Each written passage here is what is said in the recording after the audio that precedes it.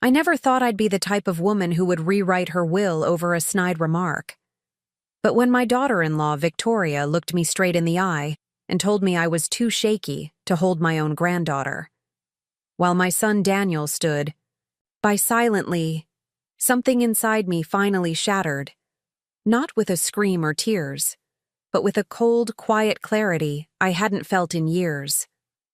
The trust fund I'd spent decades building, the one that was meant to secure my granddaughter Emma's future, suddenly felt like the last strand of control I had left, so I changed it. And I didn't tell a soul until it was too late for anyone to talk me out of it. Before we jump back in, tell us where you're tuning in from, and if this story touches you, make sure you're subscribed, because tomorrow I've saved something extra special for you. The day started like any other Thursday in Lakeside. The spring air carried the scent of blooming cherry trees, and the lake shimmered in the distance as I prepared a basket of freshly baked lemon scones and homemade strawberry preserves. My standing weekly visit to Daniel and Victoria's house in the Pines neighborhood had become a ritual I both cherished and dreaded. The chance to see my 6-month-old granddaughter Emma was worth enduring Victoria's thinly veiled criticisms and my son's uncomfortable silence. I had spent 30 years as the town's head librarian before retiring 3 years ago. My hands had always been steady, cataloging books, repairing damaged spines, guiding children's fingers across pages as they learned to read. The slight tremor that occasionally appeared now was nothing serious. My doctor had assured me it was just age, and possibly a side effect of the blood pressure medication I had started last winter. But to hear Victoria tell it, you'd think I had palsy. "I've brought breakfast," I called out, letting myself in with the key Daniel had given me when Emma was born. The house was quiet, except for the distant hum of Victoria's exercise equipment from their home gym. Their house was a showcase, sleek furniture that looked uncomfortable to sit on, abstract art that probably cost more than my car, and spotless white carpet that made me nervous every time I stepped inside. "In the kitchen, Mom," Daniel called back. I found him scrolling through his phone at the kitchen island, Emma cradled awkwardly in one arm. He barely looked up as I set the basket down and washed my hands at the sink. Victoria had rules about holding the baby, and clean hands were just the beginning. "She's been fussy this morning," Daniel said, bouncing Emma slightly as she began to squirm. Victoria was up half the night with her. "I remember those nights," I said, drying my hands thoroughly. "You used to wake up every 2 hours like clockwork. Your father could sleep through a hurricane, so it was always me walking the floors with you." Daniel gave a distracted nod. Gregory, my ex-husband, had been a surgeon whose career always came first. After 20 years of marriage, he'd left me for a nurse in his practice, but at least he'd had the decency to wait until Daniel was in college. "Can I hold her?" I asked, approaching with arms outstretched. Daniel hesitated, glancing toward the hallway. "Maybe wait until Victoria comes in? She's particular about the handoff routine." I lowered my arms, trying not to let the hurt show on my face.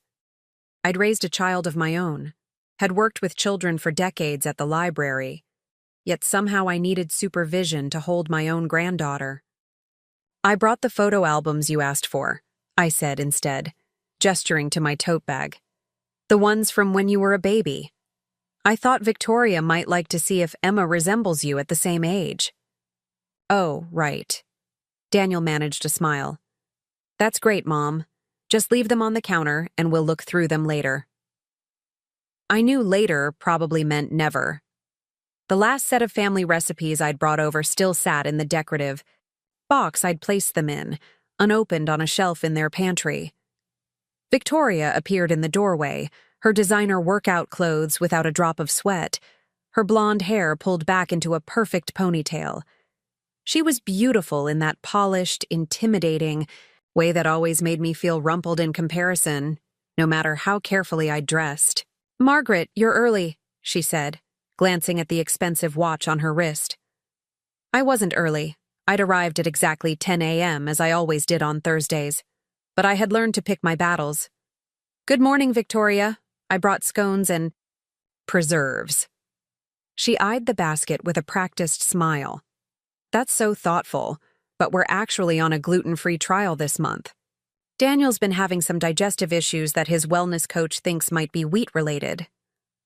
Daniel hadn't mentioned any digestive issues during our phone call earlier in the week, but he nodded along.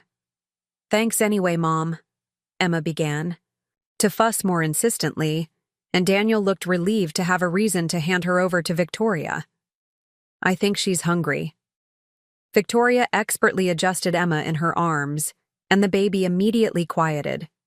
"I just prepared a bottle in the warmer. Perfect timing, sweet girl." "I can feed her if you want to finish your workout," I offered, trying to sound casual. Victoria's smile tightened. "Oh, that's okay. We have a very specific feeding position. That helps with her digestion." The lactation consultant was very clear about it. "I see," I said, though I didn't. Bottle positions hadn't been so complicated when Daniel was a baby. I had fed him in whatever way kept him from crying and me from falling over with exhaustion. I watched Victoria settle onto a bar stool, positioning Emma with practiced precision. Daniel had already returned to his phone, fingers tapping rapidly as he answered work emails. "How are things at the community center?" he asked without looking up. I had started volunteering 3 days a week at Lakeside Community Center after retirement, helping with their literacy program and book exchange. "It's going well. We just received a grant to expand the children's section. I'm helping set up a new storytelling corner." "That's nice," Daniel said absently. "You should be careful not to overcommit," Victoria added. "At your age, it's important to pace yourself." "At my age." The phrase that seemed to preface so many of Victoria's suggestions lately. At my age, I should consider a single-level home. At my age, I should probably avoid driving at night. At my age, I shouldn't babysit Emma alone for too long. I was only 65, not ancient, and in good health aside from the mild hypertension. But the way Victoria spoke, you'd think I was one step away from a nursing home. "I managed just fine," I said, keeping my voice light. "Actually, the center director asked if I'd be interested in coordinating the summer reading program this year." "Sounds like a lot of responsibility," Victoria said, not looking up from Emma. "You know, my mother joined that seniors walking group at Evergreen Gardens, and she loves it. Much less stressful than organizing programs." Victoria's mother was 78 and had recently moved into the independent living section of Evergreen Gardens, an upscale retirement community. The subtle suggestion that I should be doing the same wasn't lost on me. "I enjoy being busy," I replied, "and working with the children keeps me young." Emma had finished her bottle, and Victoria expertly raised her to her shoulder for burping. The baby's eyes found mine across the room, and she gave me a gummy smile that made my heart swell. I stood and approached slowly. "She looks happy and alert. May I hold her now?" I asked, my arms already reaching out. Victoria hesitated, and I saw her eyes drop to my hands. I realized I was nervously fidgeting with my wedding band, an old habit I'd never broken, even though Gregory and I had been divorced for 15 years. "Actually, Margaret, I've been meaning to talk to you about something," Victoria said, her voice taking on the careful tone she used when delivering what she considered constructive criticism. "I've noticed your hands seem a bit unsteady lately."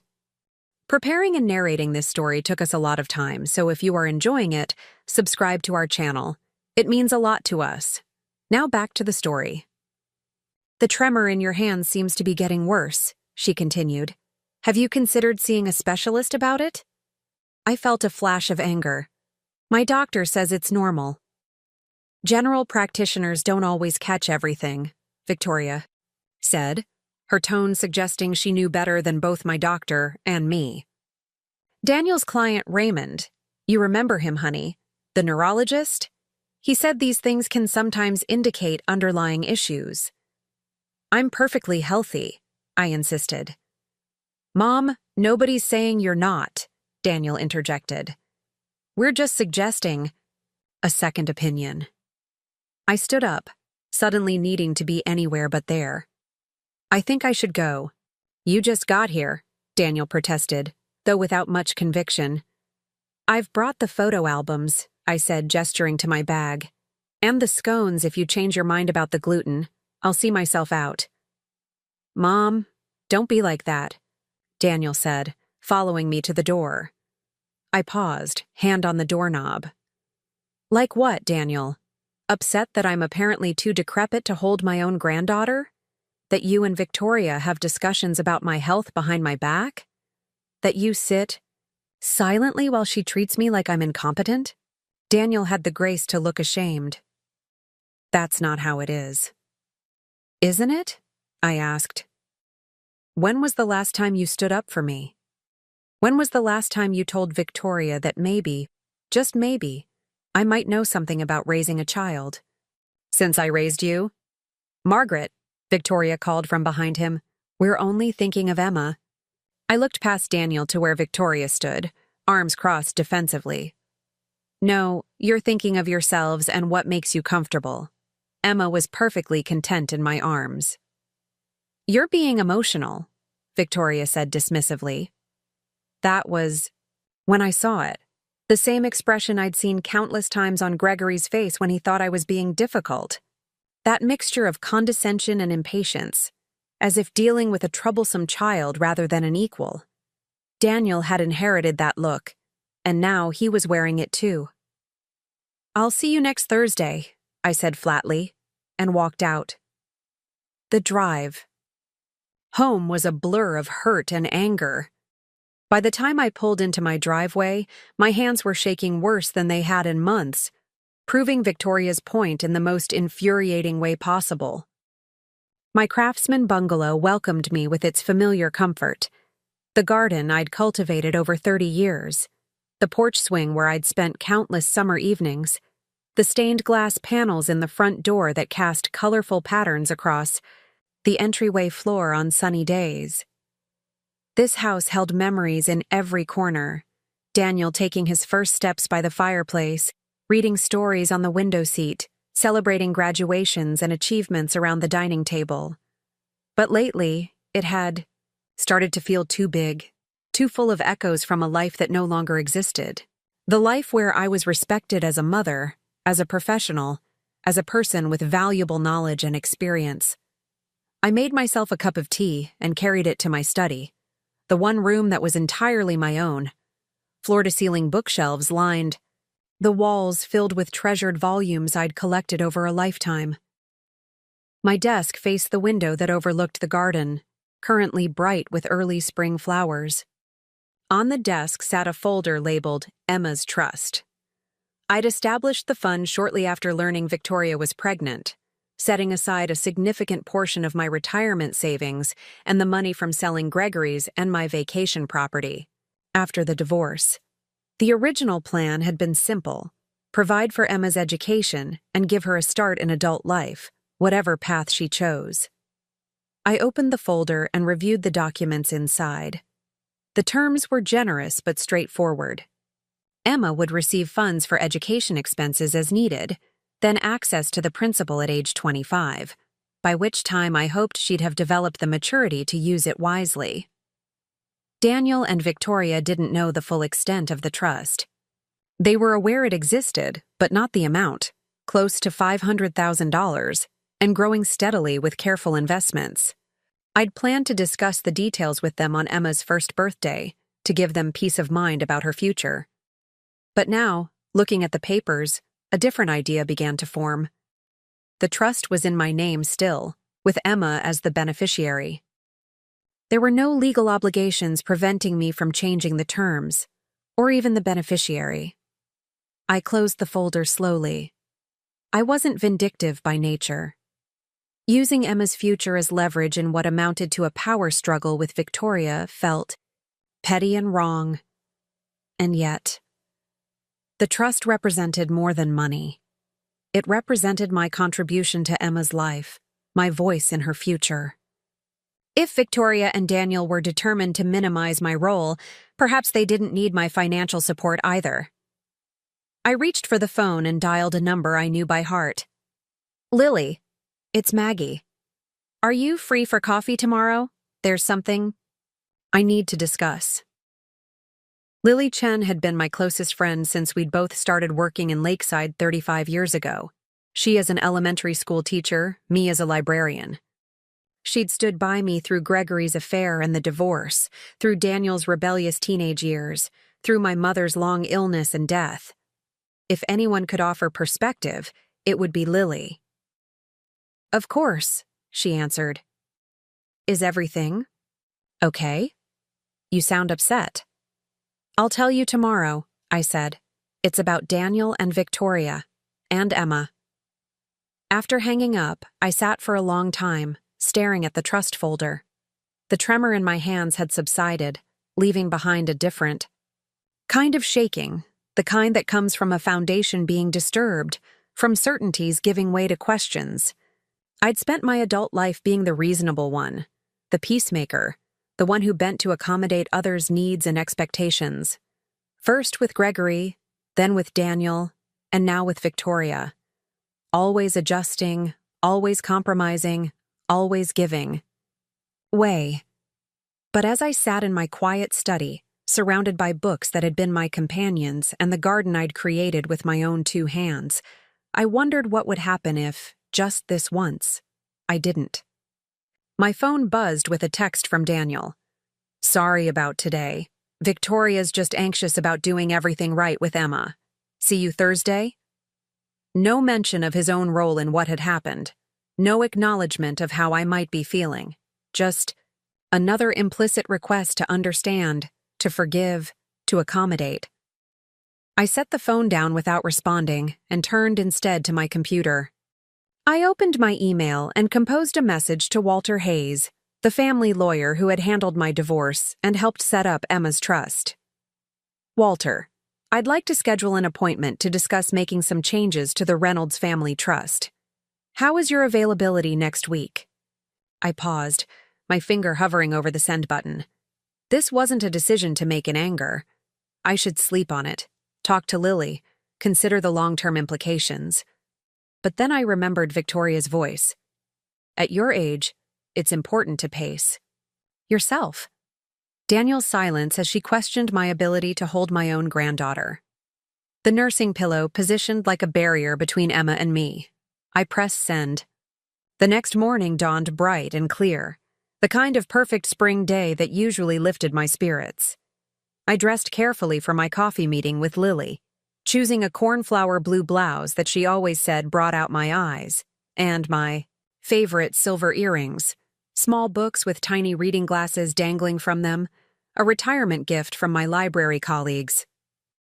Waterfront Coffee was already busy when I arrived, the morning rush of professionals stopping for their daily fix, creating a lively hum of conversation. Have you mentioned that to your doctor? The question hung in the air, and I felt Daniel's attention finally shift from his phone to our conversation. It's just a mild familial tremor, I explained. Nothing concerning. My mother had the same. Victoria exchanged a look with Daniel that sent a chill through me. They'd clearly discussed this before. We're just concerned about safety, Daniel said, finally speaking up. Babies can be squirmy and surprising in their movements. I raised you without dropping you once, I pointed out, unable to keep the edge from my voice. That was different. Times, Mom, Daniel said. We know so much more about infant development and safety now. I had a doctorate in library science and read every childcare book available, I reminded him.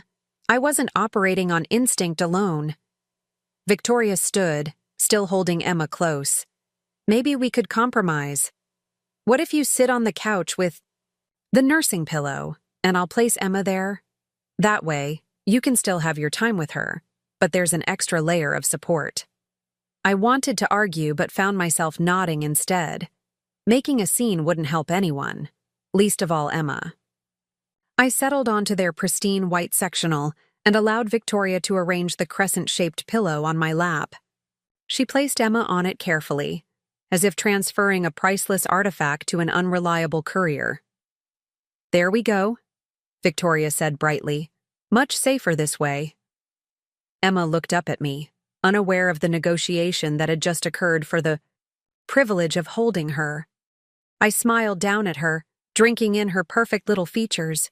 Daniel's nose, Victoria's blue eyes, and a determined little chin that reminded me of myself. "Hello, sweet girl," I whispered. "Grandma's here." For a few precious minutes, it was just Emma and me. I sang softly to her, an old lullaby my own mother had sung to me. Emma reached up with her tiny hand and grasped my finger, her grip surprisingly strong. These were the moments I lived for now. My reverie was broken by the sound of Victoria's phone chiming. She glanced at it and let out an exaggerated sigh. "The grocery delivery is coming early," she announced. "Daniel, can you help me check the order when it arrives?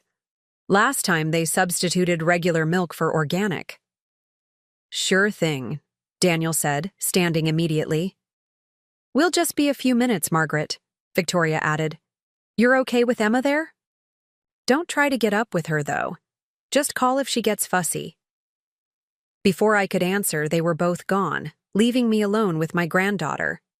If they were truly concerned about my ability to care for Emma, would they have left so quickly? Or was the tremor just a convenient excuse? I looked down at my hands, now perfectly steady as they cradled Emma's tiny body. The tremor tended to come and go, usually worse when I was tired or stressed. Like now, when I felt judged and diminished. "They mean well," I told Emma softly. "Your mommy and daddy just want to keep you safe. But Grandma knows what she's doing." "Yes, she does." I heard Victoria's voice from the front door, thanking the delivery person. Then came the sound of bags being set down, followed by Daniel and Victoria's voices, too low to make out the words. They were taking their time, probably enjoying a moment without my presence. Carefully, I lifted Emma from the nursing pillow and held her properly against my chest, supporting her head and bottom as I'd done countless times with Daniel. She nuzzled against me, her warm weight and baby scent bringing tears to my eyes. This was what I'd looked forward to all week. I began to rock gently, humming the lullaby again. Emma's eyelids grew heavy, and I felt the exact moment she drifted off to sleep, her small body relaxing completely against mine. The sound of approaching footsteps made me tense. I considered quickly returning Emma to the pillow arrangement, but decided against it. I wasn't doing anything wrong or dangerous. Victoria appeared in the doorway, her expression shifting from neutral to alarmed in an instant. "Margaret, what are you doing?" she hissed, rushing forward. "I specifically asked you to keep her on the pillow."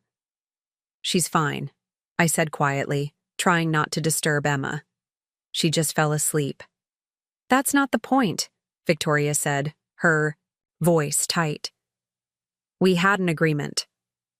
Daniel appeared behind her, his face apologetic but his eyes avoiding mine. "Mom, please, we talked about this." "No, you talked. I listened," I replied, still keeping my voice low. "And now Emma is sleeping peacefully. Isn't that what matters?" Victoria reached for Emma. "I'll take her now." I reluctantly allowed her to lift Emma from my arms, feeling the loss immediately. The baby stirred, her face scrunching in displeasure at being moved. "She was settled," I said, unable to keep the hurt from my voice. "She needs to be in her crib for proper sleep," Victoria insisted, already heading toward the hallway. "Babies need consistent routines." I looked to Daniel, hoping for support, but he just shrugged helplessly. "She's read all the books, Mom." "So did I said. 3 decades ago, and again when I knew I was going to be a grandmother." Daniel sat beside me on the couch, patting my hand in a way that felt condescending. "Victoria just has strong feelings about how we're raising Emma. You know how it is. Every generation has its own parenting style. This isn't about parenting styles," I said. "This is about Victoria not trusting me with my own granddaughter." Daniel sighed. "Mom, that's not fair. Victoria is just protective, I know," I finished for him. But Daniel, at what point does protective become controlling? You used to fall asleep on my chest every night. It was the only way you'd sleep through the night as a baby. Things are different now, he said, the default response whenever I referenced my own experience as a mother. The pediatric guidelines have changed? Victoria returned without Emma, her expression composed again. She's down in her crib. The monitor is on. She settled into an armchair across from us. Margaret, I hope you understand that our concerns come from a place of love. Emma's safety is our top priority. Of course it is, I said. It's mine too. Lily was waiting at our usual table by the window, 2 steaming mugs already in front of her. I ordered your usual, she said as I sat down. Earl Grey with a splash of milk. You're a lifesaver, I said, warming my hands around the mug. Lily studied my face. At 63, she had the same keen observation skills that had made her an excellent teacher. Her short silver hair was styled in a modern pixie cut that framed her round face, and her dark eyes missed nothing. So, she said, what happened with Daniel and Victoria this time? I took a deep breath and recounted yesterday's events to Lily, my voice catching as I described Victoria's comments about my tremor and the humiliating nursing pillow arrangement. The coffee shop buzzed around us, but Lily remained focused, entirely on me, her expression shifting between sympathy and indignation. And then I emailed Walter about changing the trust, I concluded, staring down at my now cold tea. I was so angry, Lily, I still am. Lily reached across the table and squeezed my hand. You have every right to be upset. That was incredibly condescending of Victoria, and Daniel should have stood up for you. He never does, I said quietly. Not since he married her. It's like he's forgotten who raised him. Men often side with their wives over their mothers, Lily said. But this goes beyond taking sides. This is about basic respect. I nodded, grateful for her understanding. I keep wondering if I'm overreacting. After all, they're just trying to keep Emma safe. Maggie, Lily said firmly, there's being cautious, and then there's being controlling. Victoria isn't just protecting Emma. She's establishing dominance. She's making sure you know your place in the hierarchy. The bluntness of her assessment stung, but I couldn't deny the truth in it.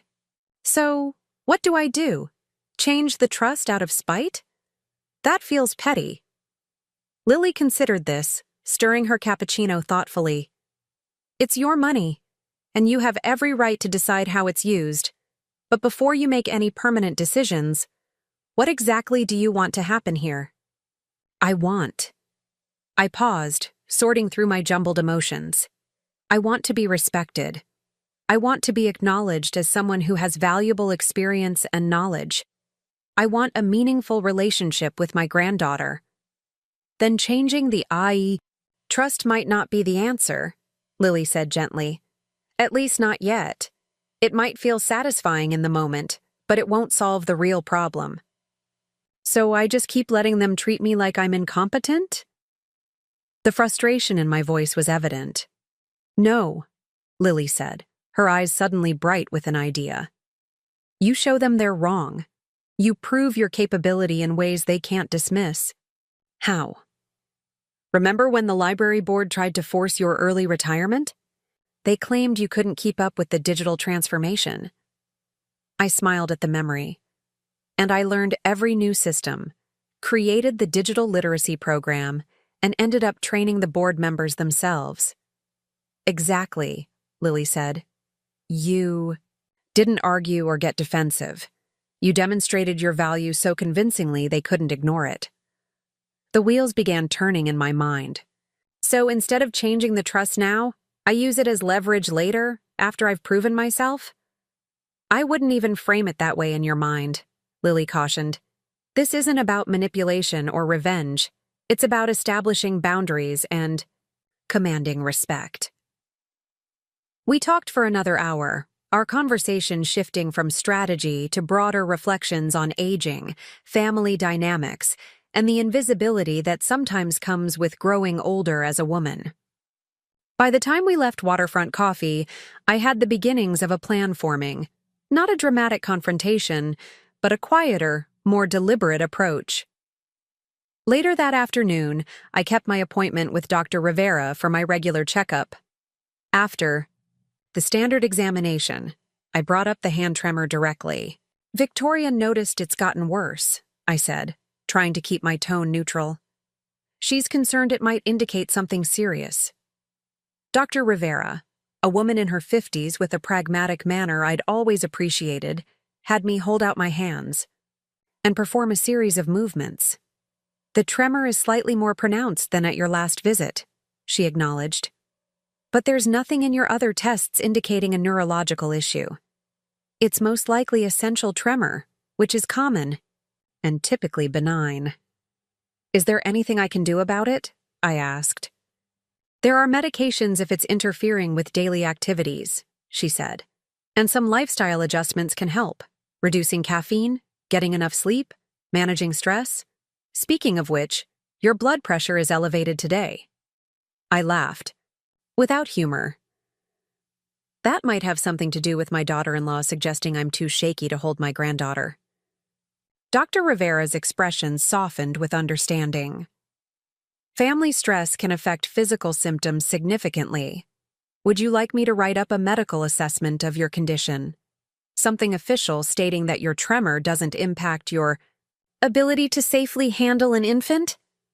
The offer touched me deeply. "Would you? That might help." She nodded, already making notes in my file. "I'll also refer you to Dr. Chen, no relation to your friend Lily, I believe, for a specialist consultation. Not because I think there's anything seriously wrong, but because having a neurologist's assessment will give additional weight to what I'm already confident about, that you're perfectly capable of caring for your granddaughter." I left the clinic with the doctor's note and referral in hand, feeling vindicated but also somewhat sad that I needed medical documentation to be trusted with my own grandchild. Still, it was a start. The next morning, I drove to Hayes and Morrow, the law office downtown where Walter had practiced for over 30 years. The building was an elegant converted Victorian, its interior modernized while preserving the original architectural details. Walter's office overlooked the park, and he greeted me with the same warm handshake he'd offered when I'd first consulted him about my divorce 15 years earlier.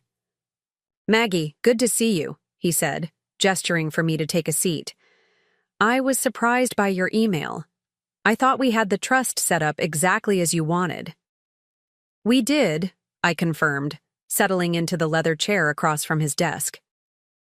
"But circumstances change." Walter nodded, his expression neutral and professional. At 59, with silver-streaked dark hair and reading glasses perched on his nose, he projected exactly the right blend of authority and approachability that had made him Lakeside's most sought-after family lawyer. "What changes did you have in mind?" he asked. I took a deep breath. "First, I'd like to understand all my options. The trust is currently set up with Emma as the sole beneficiary, correct? With funds accessible for education and then the principal at 25. "That's correct," Walter confirmed. "It's a fairly standard arrangement for a grandchild's trust. And I retain control of the trust until my death, at which point it converts to an irrevocable trust with the terms we've established." Walter nodded. "You're the trustee, with full authority to make changes to the terms or even the beneficiary. During your lifetime." I leaned forward slightly. "That's what I want to explore today. Not making immediate changes, but understanding my options if I decide to adjust the trust in the future." Walter studied me for a moment, his expression thoughtful. "This wouldn't have anything to do with Daniel and Victoria, would it?" I hesitated, then decided on honesty. Walter had been with me through the worst of my divorce. He understood family complications better than most. There have been some tensions. They're increasingly treating me as if I'm on the verge of incompetence. I'm being sidelined in Emma's life in ways that concern me. Walter removed his glasses, polishing them with a cloth from his desk drawer, a habit I'd noticed. He used to give himself time to think. Maggie, I've known you for many years. Incompetent is not a word anyone with sense would associate with you. But I have to caution you against making financial decisions based on emotional reactions to family conflicts. I'm not planning to disinherit my granddaughter out of spite, I clarified. I just want to understand my options, particularly regarding how the trust might be structured to ensure my voice and values remain part of Emma's life, even if her parents are determined to minimize my role. Walter nodded slowly. There are several approaches we could consider. Educational trusts with specific conditions, staged distributions based on age or achievements, charitable components that reflect your values, even trust provisions that encourage certain types of experiences or growth. For the next hour, we discussed various trust structures and conditions. Walter was thorough in explaining the legal implications of each option, occasionally sharing anecdotes from his practice about how different arrangements had played out in other families. By the end of our meeting, I had a much clearer understanding of my options without having committed to any specific changes. I'll have my assistant prepare some sample documents for you to review, Walter said as we concluded. No changes will be filed until you give explicit approval. Take your time to consider the implications of any adjustments. I stood to leave, feeling more centered than I had since yesterday's confrontation with Victoria. Thank you, Walter. This has been immensely helpful. He walked me to the door, then paused. Maggie, may I offer some personal advice, as someone who's seen many family conflicts play out over the years? Of course. Money is a powerful tool, but it rarely solves relationship problems. In fact, it often complicates them.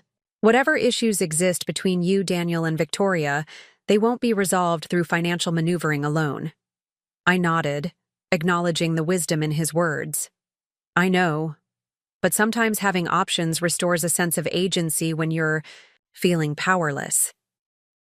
Fair enough, he said with a small smile. Just remember that the ultimate goal isn't winning a power struggle. It's ensuring your relationship with Emma and her parents remains intact and meaningful. I left Walter's office and walked through Lakeview Park, allowing the spring sunshine and the sight of children playing to lift my spirits.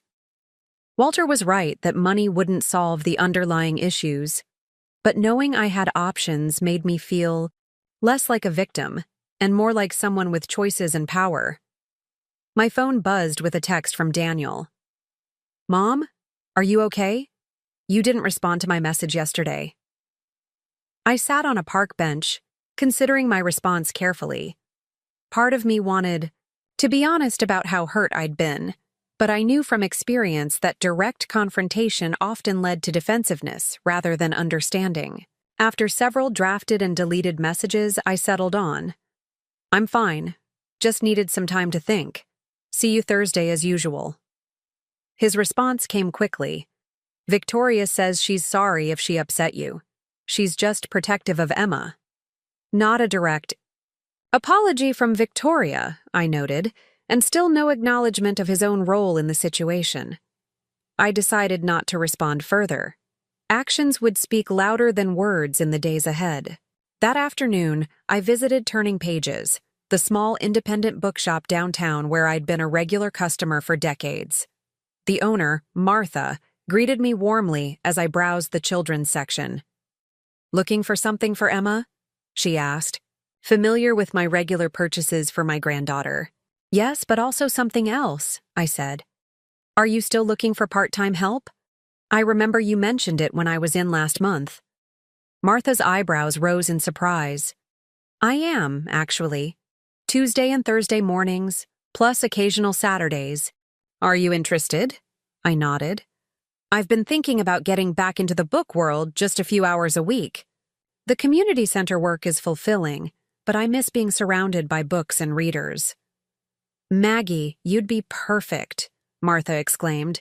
Your knowledge of literature would be invaluable. and so many of our customers already know you from your years at the library." We discussed the details, and I left with both a new picture book for Emma and a promise to start the following Tuesday. The decision hadn't been part of my original plan for the day, but it felt right. The bookshop position would give me a new focus, additional income of my own, and most importantly, a reminder to myself and others that I was still capable, knowledgeable, and valuable. The rest of the week passed in a flurry of activity. I received Dr. Rivera's detailed medical assessment, confirming that my essential tremor was mild and posed no safety concerns for handling an infant. I scheduled an appointment with the neurologist for the following month, more as a precaution than out of concern. I also called Eleanor, my older sister who lived in Oregon, to get her perspective on the situation. Eleanor had always been straightforward to the point of bluntness, which was exactly what I needed.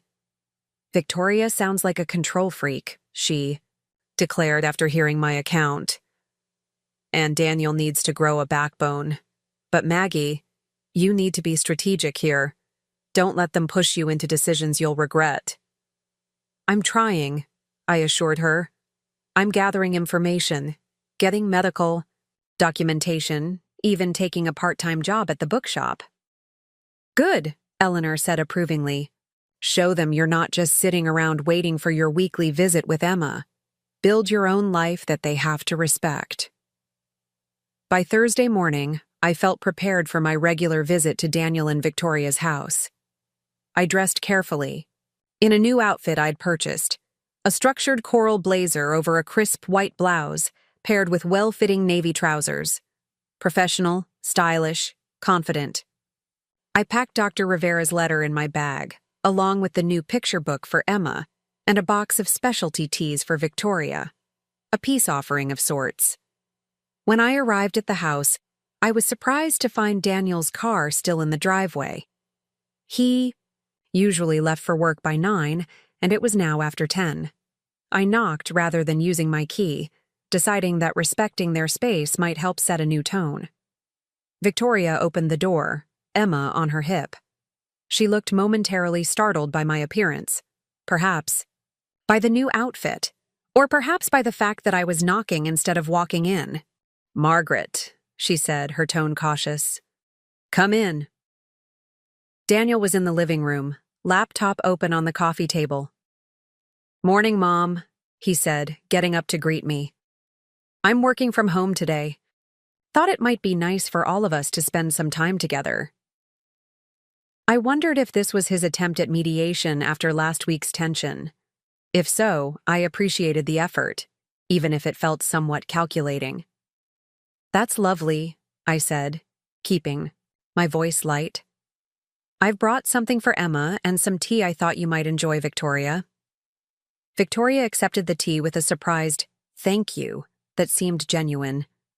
Daniel took Emma from her arms and, to my surprise, immediately offered her to me. "Would you like to hold her?" he asked, his tone deliberately casual. "I'd love to," I replied, setting my bag down and reaching for Emma. I noted that Victoria tensed slightly, but didn't object as Daniel placed Emma in my arms. My hands were perfectly steady as I cradled my granddaughter, smiling down at her familiar face. She had grown even in the week since I'd last seen her, more alert and responsive than before. "She missed her grandma," Daniel said, and though the sentiment seemed forced, I appreciated the attempt. We settled in the living room, with me securely holding Emma while Victoria prepared the tea I'd brought. The conversation was stilted at first, carefully avoiding any reference to last week's confrontation. Daniel talked about a new client at his financial advising firm, and I shared news about the community center's latest grant. After about 20 minutes, Emma began to fuss. Victoria immediately reached for her, but I spoke first. "I think she might be getting hungry. Would you like me to feed her if you have a bottle ready?" Victoria hesitated, then nodded stiffly. "There's one in the warmer. I'll get it." While she was in the kitchen, Daniel turned to me. "Mom, about last week." "It's all right," I interrupted gently. "I know you both want what's best for Emma." We do, he said, looking relieved at avoiding a deeper conversation. And Victoria really is sorry if she came across as, well, controlling. I understand, I said, deciding that pushing for a more substantive acknowledgement wouldn't serve my purposes today. By the way, I saw Dr. Rivera for my regular checkup this week. She said the tremor is just essential tremor, nothing neurological to worry about. I didn't mention the letter. In my bag. I wanted to see if this softer approach might work before presenting medical documentation that could feel confrontational. That's good to hear, Daniel said, visibly relaxing. Victoria returned with the bottle, and to my delight, handed it directly to me instead of insisting on taking Emma back. Here you go, she said. She usually takes about 4 ounces at this time of day. Thank you, I replied, adjusting Emma in my arms and offering her the bottle. She latched on immediately, her blue eyes fixed on my face as she drank. The simple act of feeding my granddaughter felt like a victory, small, but significant. I've been meaning to tell you, I said conversationally as Emma drank. I've taken a part-time position at Turning Pages, just a few mornings a week. Daniel looked surprised. The bookshop? Why would you do that? You don't need the money. It's not about money, I explained. It's about staying engaged with books and readers. Martha needs someone with knowledge of literature, and I miss being in that environment. Victoria seemed genuinely interested. That sounds lovely, actually. I always liked that store. They have the best selection of design books in town. The conversation shifted to books we'd recently read, a neutral topic that nevertheless allowed for genuine connection. As Victoria described a novel her book club had selected, I saw glimpses of the intelligent, passionate woman Daniel had fallen in love with, rather than the controlling figure she'd become in my mind. When Emma finished her bottle, I expertly burped her, then continued holding her as we talked. My hands remained steady, my confidence growing with each minute that passed without comment or criticism from Victoria. Eventually, Emma dozed off, in my arms, her tiny face peaceful in sleep. Would you like me to put her down for her nap? I offered. Victoria seemed to struggle internally for a moment, then nodded. Sure, the nursery is all set up. I carried Emma carefully up the stairs to her nursery, a beautifully decorated room in soft greens and yellows. I laid her gently in the crib, tucking a light blanket around her lower body as I'd always done with Daniel. Standing for a moment, watching her sleep, I felt a profound sense of connection and purpose. When I returned downstairs, Victoria was showing Daniel something on her phone, both of them looking concerned. They quickly straightened up when they saw me. Everything okay? I asked. Fine, Daniel said too quickly. Emma go down easily? Like an angel, I confirmed, choosing to ignore whatever tension I'd interrupted. She's sleeping soundly. Victoria checked the baby monitor, and I could see her visibly relax when she confirmed Emma was indeed sleeping peacefully. Thank you, Margaret. The rest of the visit passed pleasantly enough. We discussed plans for Emma's upcoming baptism, with Victoria surprising me by asking if I'd like to select the readings for the service. You know religious literature better than anyone in the family, she said, which I took as both a compliment and an olive branch. When it was time for me to leave, Daniel walked me to the door while Victoria took a work call in the kitchen. This was nice, Mom, he said. Much better than last week. Yes, I agreed. It was. So we're good? He asked, clearly hoping for easy resolution. I looked at my son, this man I'd raised, who still in many ways remained a mystery to me. We're working on it, I said honestly. I want a good relationship with you and Victoria, and most of all, I want to be a meaningful part of Emma's life. He nodded, looking relieved. That's what we want too. I hope so, I said, reaching for my bag. Oh, I almost forgot. I saw Dr. Rivera this week about the tremor. She wrote a letter confirming it's just essential tremor and doesn't affect my ability to care for Emma safely. I brought it in case you or Victoria wanted to see it. I handed him the envelope, and something flickered across his face. Embarrassment, perhaps, or shame that such documentation had been necessary. "Mom, you didn't need to do this," he said, not opening the letter. "I wanted to," I replied, "for Emma's sake, and for peace of mind all around."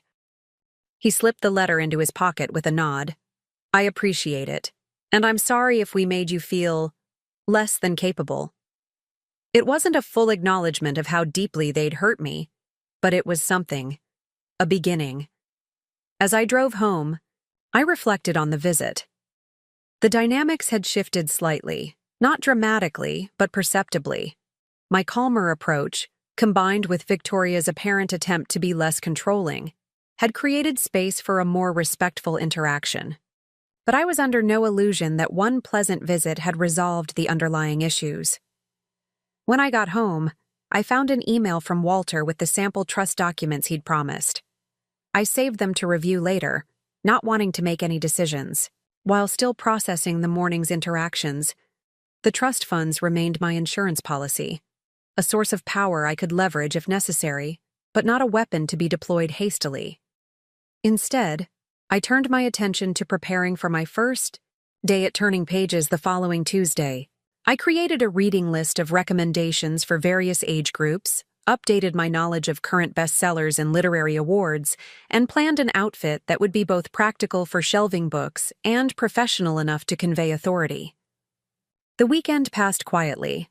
I spent Saturday morning tending to my garden, finding peace in the simple physical work of preparing the soil for summer planting. In the afternoon, I visited the community center to help with the final arrangements for the new children's reading corner. The director, Marcus, was thrilled with the colorful bookshelves and comfortable floor cushions we'd selected. "This is going to make such a difference for our after-school program," he said as we arranged the space.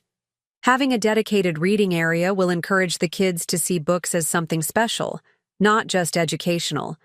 "That was always my philosophy at the library," I agreed.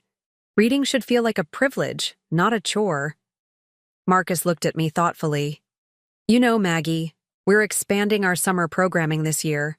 Would you consider taking on a more formal role? Perhaps coordinating the reading program, as we discussed earlier? The grant came through, so we could offer a modest stipend." The offer was tempting.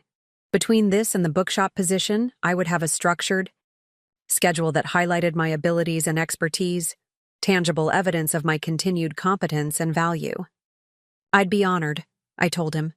"Let me check my calendar and make sure I can commit the necessary time."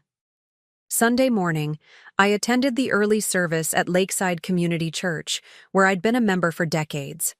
Afterward, during the coffee hour, I found myself surrounded by friends and acquaintances asking about Emma and offering updates on their own grandchildren. These conversations, once a source of simple joy, now carried a slight edge of discomfort as I carefully edited my responses to avoid revealing the tensions with Daniel and Victoria. Judith Morgan, whose late husband had served on the library, bored with me, pulled me aside.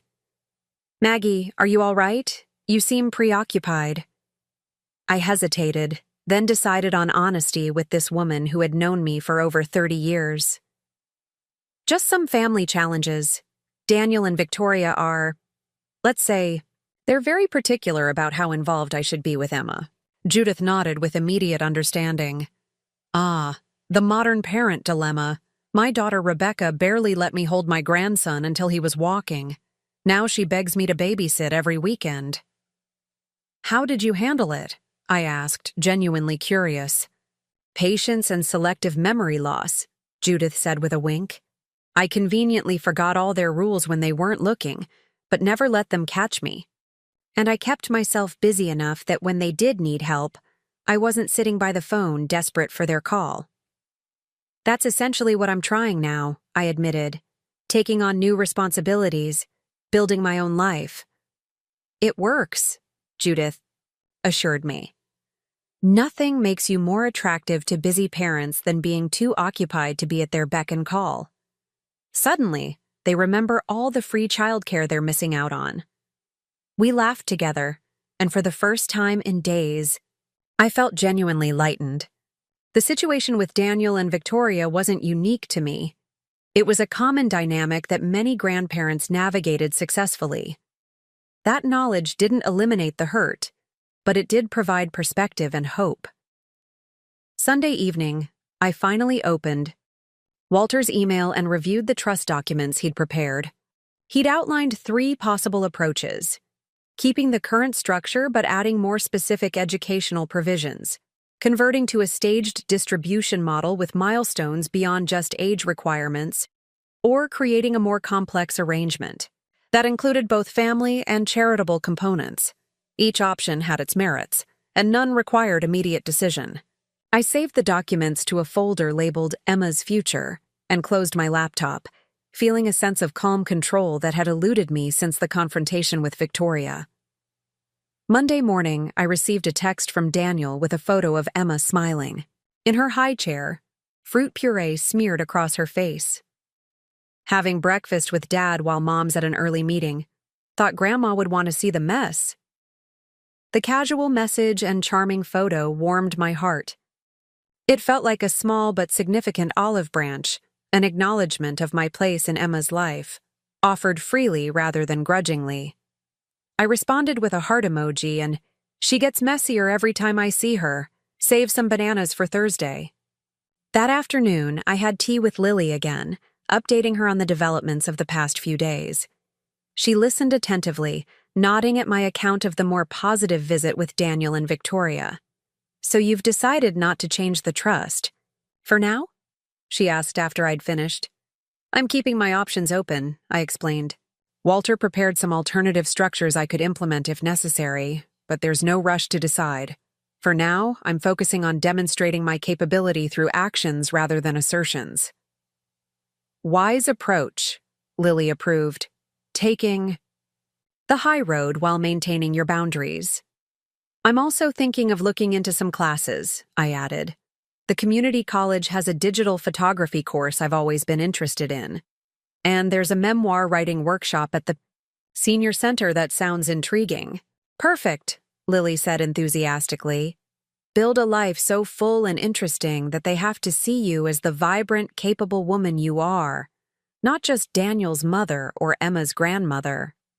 As I drove home from our meeting, I reflected on the shift in my thinking over the past 5 days.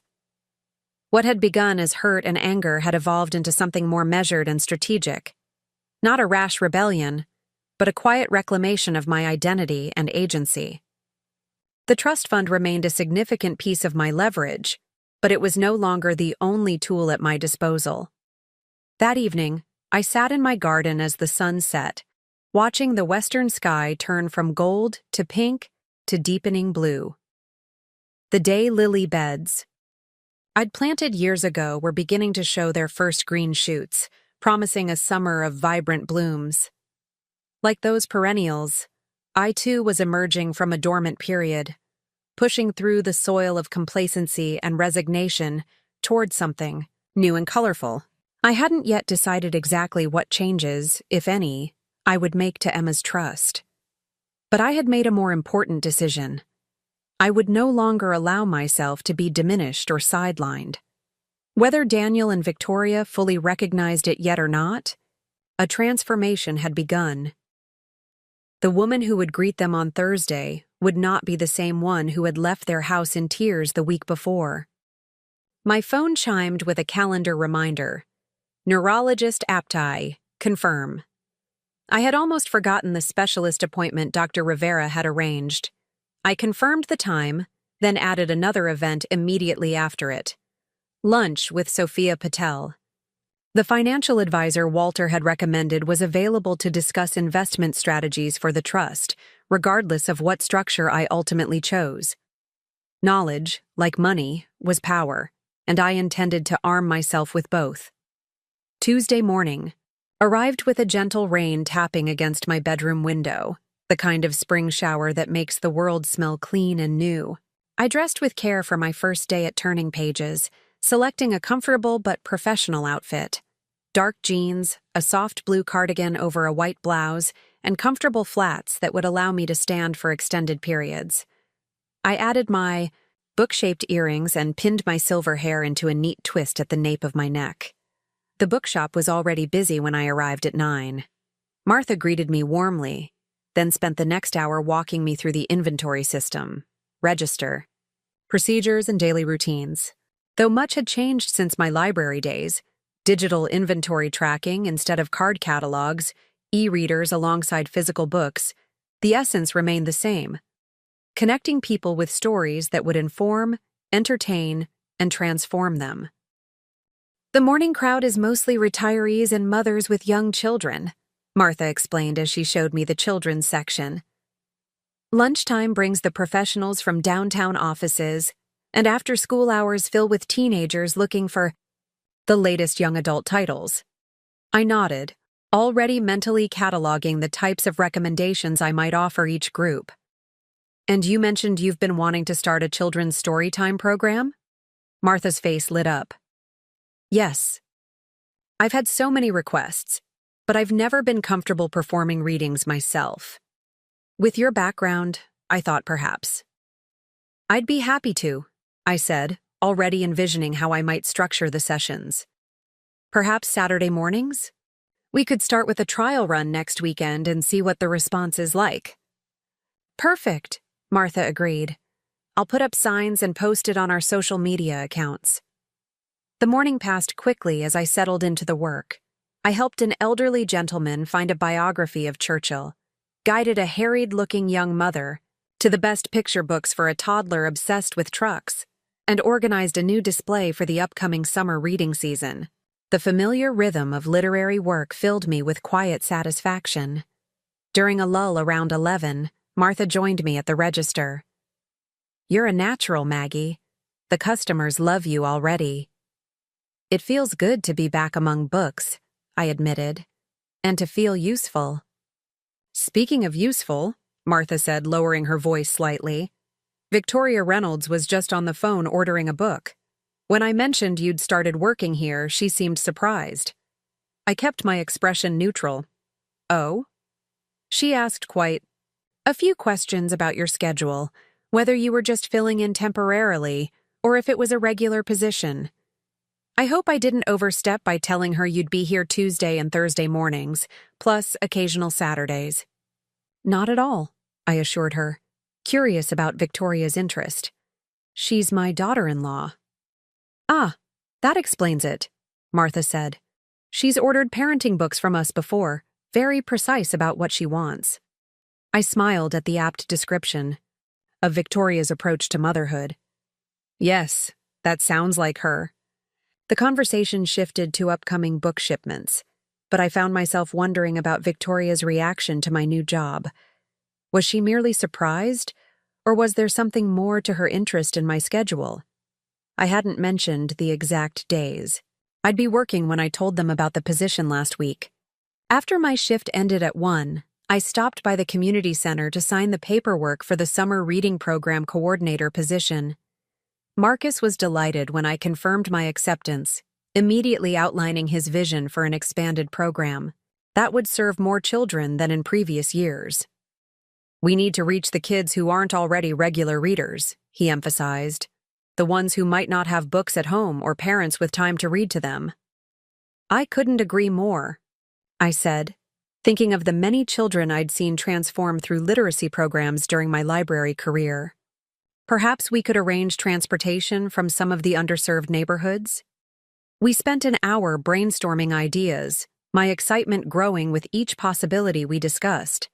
This was meaningful work that played to my strengths and experience.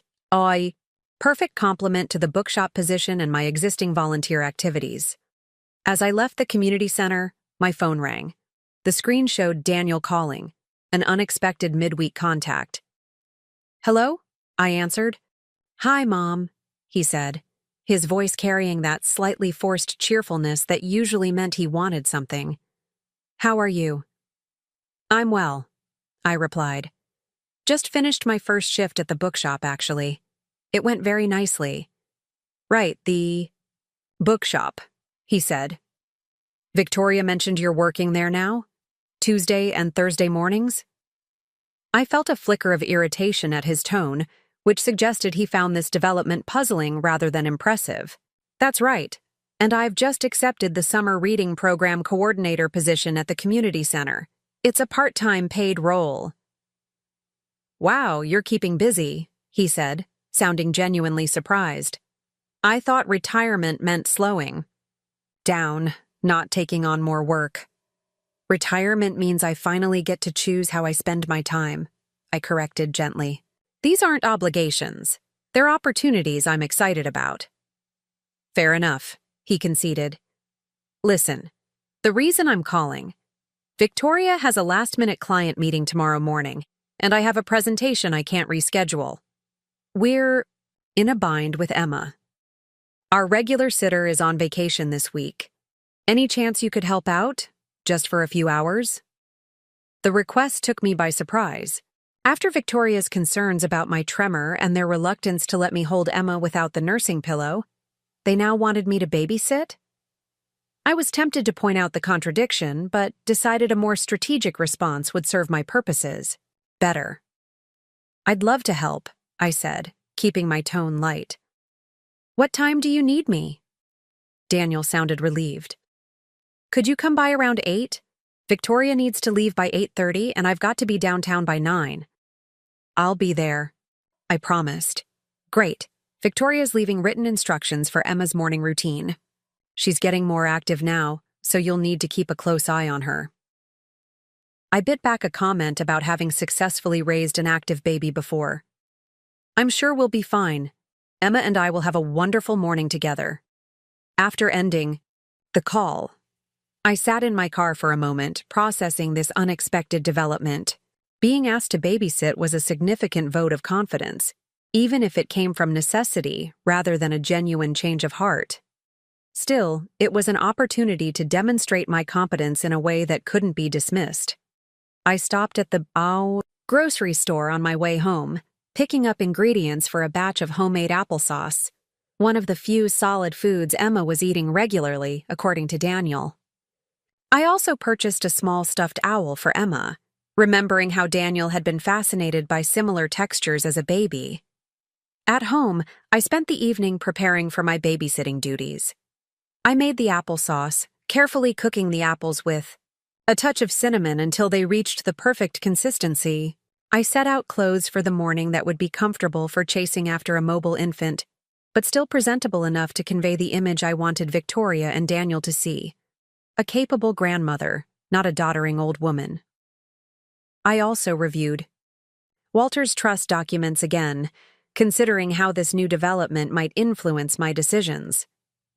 If Victoria and Daniel were beginning to trust me with Emma's care, perhaps the more drastic changes to the trust wouldn't be necessary. But I wasn't ready to abandon the options Walter had outlined either. This babysitting opportunity was promising, but one morning wouldn't erase months of undermining and disrespect. The next morning, I arrived at Daniel and Victoria's house, precisely at 8, carrying a small insulated bag with the homemade applesauce and the gift-wrapped stuffed owl. Victoria answered the door, already dressed in a sleek business suit, her expression a mixture of relief and anxiety. "Margaret, thank you for coming on such short notice," she said, ushering me inside. "Emma's just finishing breakfast with Daniel. I've written everything down on the kitchen counter. Her schedule, emergency contacts, what she can eat, what she can't." I nodded, setting my bag down. "I'm sure we'll be fine. I raised a baby before, remember?" I kept my tone light, a gentle reminder rather than a rebuke. Victoria had the grace to look slightly embarrassed. "Of course. It's just that every baby is different, and Emma has her particular needs." "I understand," I said. "I'll follow your instructions carefully." Daniel appeared with Emma in his arms, the baby's face brightening when she saw me. "Look." "Who's here, Emma? It's Grandma Maggie." Emma reached out her little arms toward me, and Daniel transferred her to my steady embrace without hesitation. I savored the weight of her in my arms, the trust in her eyes as she patted my face with sticky fingers. "She's just had some yogurt," Daniel explained. "Might need a quick cleanup before I leave." Victoria hovered nearby, clearly struggling with the idea of leaving Emma, even with her grandmother. I've set out her toys in the playpen, and there are extra clothes in the nursery if she needs a change. She usually naps around 10:30, but she might be too excited with you here. "Ugh, we'll find our rhythm," I assured her. "Don't worry about us. Focus on your meeting." Victoria checked her watch, then reluctantly picked up her briefcase. "I'll try to wrap up by noon, but I'll text if I'm running late." "Take your time," I said. "Emma and I have plenty to do." Daniel kissed Emma's forehead, then mine. "Thanks again, Mom. This is a huge help." After they both left, the house fell into a peaceful quiet, broken only by Emma's happy babbling as she played with my necklace. I carried her to the kitchen, settling her into her high chair while I reviewed Victoria's extensive notes, 3 pages of detailed instructions, color-coded and indexed like a military operation. "Your mother doesn't leave much to chance, does she?" I said to Emma, who responded with a delighted squeal. "But that's okay. We all love in different ways." Once I'd familiarized myself with Victoria's instructions, I cleaned Emma's face and hands, then brought her into the living room where the elaborate playpen was set up. Unlike the simple playpens of Daniel's era, this was an expansive, padded enclosure filled with educational toys, each one apparently designed to stimulate some specific developmental milestone. I placed Emma inside, then sat on the floor next, to the playpen, watching as she crawled energetically from toy to toy. Her determination reminded me of Daniel at the same age, focused and persistent, even when a toy proved challenging. After about 20 minutes, Emma began to fuss, clearly bored with the confines of the playpen. According to Victoria's schedule, this was tummy time on the special padded mat, following a specific sequence of guided activities. Instead, I lifted Emma out of the playpen and carried her to the large picture window overlooking the backyard. "Look, Emma," I said, pointing to a robin building a nest in the maple tree. "See the bird? She's making a home for her babies." Emma watched, fascinated, as the robin flew back and forth with twigs and grass. When the bird disappeared, I carried Emma to the bookshelf, selecting one of the tactile books Victoria had neatly arranged. We settled on the couch, Emma in my lap as I read the simple story, guiding her little fingers over the different textures on each page. The morning passed in a pleasant rhythm of reading, playing, and exploring. I followed most of Victoria's schedule, diaper changes, snack time, more play, but allowed the activities to flow naturally rather than adhering to strict time frames. Emma seemed to thrive with this flexible approach, her curiosity blossoming as we discovered the world together. At 10:15, I brought out the homemade applesauce, offering Emma a small spoonful. She hesitated initially, then opened her mouth eagerly, clearly enjoying the subtle cinnamon flavor. By the time she finished, more applesauce decorated her face and bib than had probably made it into her stomach, but her delighted expression made the mess worthwhile. After cleaning her up, I noticed she was beginning to rub her eyes, the universal baby signal for fatigue. Though it was earlier than her scheduled nap time, I decided to follow her cues rather than Victoria's timetable. I carried her upstairs, to the nursery, settling into the rocking chair with Emma cradled against my chest. Humming softly, I rocked her gently, feeling her little body gradually relax as sleep overtook her.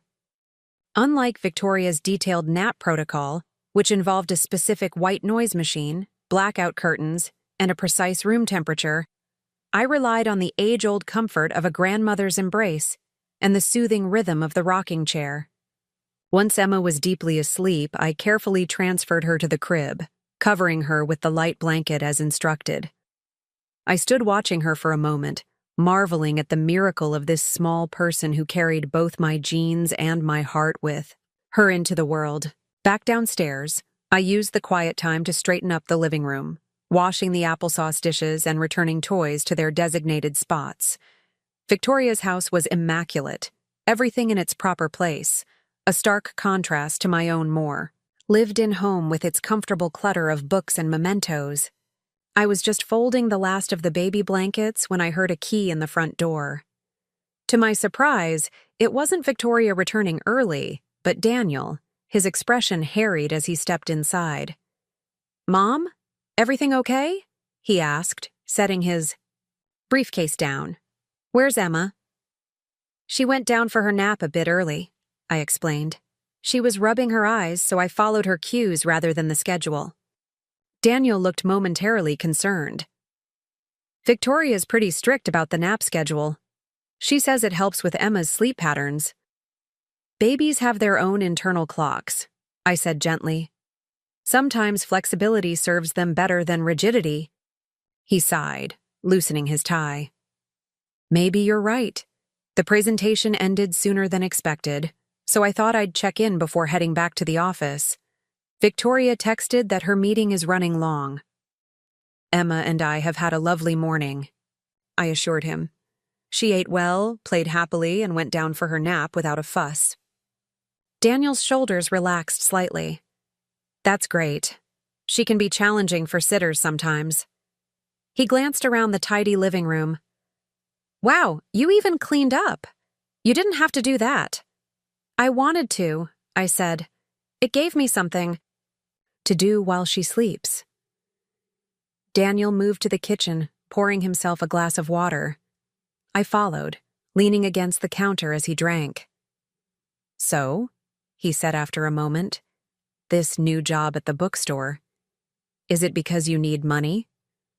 "Because if it is, you know Victoria and I would be happy to help." The question stung, reinforcing his perception of me as somehow diminished by age.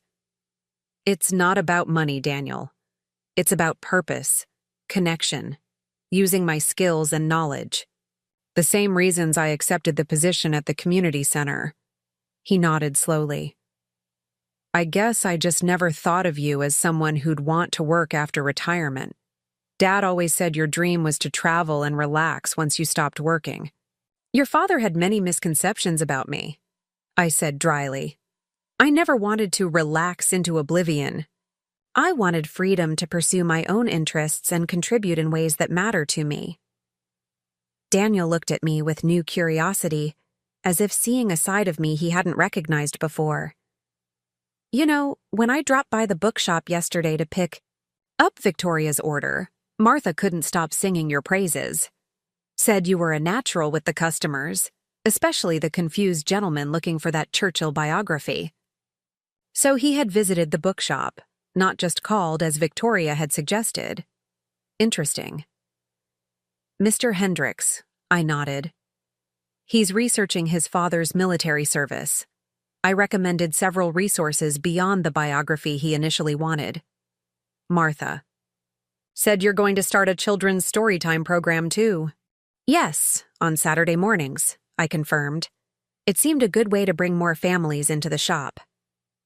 Daniel shook his head slightly, a bemused smile on his face. "When did you become so entrepreneurial?" "I've always been this way," I answered honestly. "You just never had reason to notice before." The baby monitor lit up with sounds of Emma stirring. Daniel glanced at his watch. "That was a short nap." "About 45 minutes, I noted. "Typical for her age, especially in the morning." "Shall I get her, or would you like to?" "You go ahead," he said. "I need to make a quick work call, then I'll join you." I climbed the stairs to the nursery, where Emma was sitting up in her crib, her face brightening when she saw me. "Hello, sweetheart," I cooed, lifting her into my arms. "Did you have a good sleep?" After a diaper change, I carried her back, downstairs to find Daniel ending his call. "Everything okay at work?" I asked. "Just a client with last-minute changes to their financial plan," he said, reaching for Emma. "Hey there, princess. Did you have fun with Grandma?" Emma babbled happily, reaching back toward me even as Daniel held her. The gesture wasn't lost on him. Looks like someone's made a new friend, he commented. We've always been friends, I corrected. We're just getting to know each other better. Daniel bounced Emma gently in his arms. I should probably get back to the office. Victoria texted that she'll be home within the hour. Would you mind staying until she gets here? Not at all, I said. Emma and I still have the stuffed owl to open. I retrieved the small wrapped package from my bag. Daniel handed Emma back to me, watching as I helped her tear away the colorful paper to reveal the soft, textured owl with crinkly wings and a gentle rattle inside. Emma immediately clutched it to her chest, patting its fuzzy head with obvious delight. She loves it, Daniel observed. I thought she might. You had a similar one, a rabbit with long ears you could pull. You carried it everywhere until it practically disintegrated. Daniel's expression softened with surprise. I don't remember that. You wouldn't. You were younger than Emma, but I remember every detail. I hesitated, then added, I have photos if you'd ever like to see them. More than just the albums. I brought over. I'd like that, he said, sounding genuine rather than merely polite. Maybe next time we're at your house. After Daniel left, Emma and I continued our explorations with her new owl companion. We practiced standing, holding my fingers for balance, examined the interesting textures of various household objects, the smooth coolness of the coffee table, the rough weave of the area rug, and read another story from the neatly arranged bookshelf. Victoria returned just before noon, looking tired but professionally composed. She paused in the doorway, taking in the scene of Emma and me seated on the floor, surrounded by books. How did it go? She asked cautiously. Wonderfully, I replied, helping Emma to her feet as she reached toward her mother.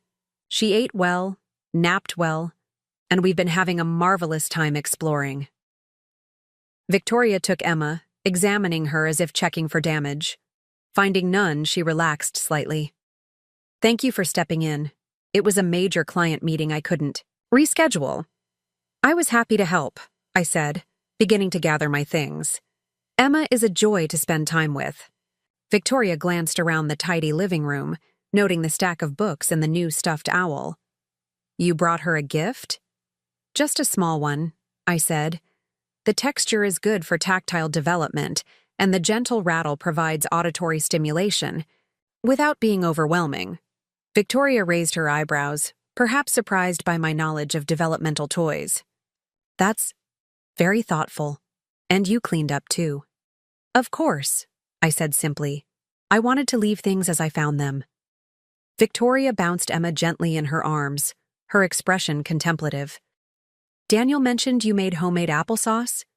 Emma usually only eats the organic jarred kind I order specially.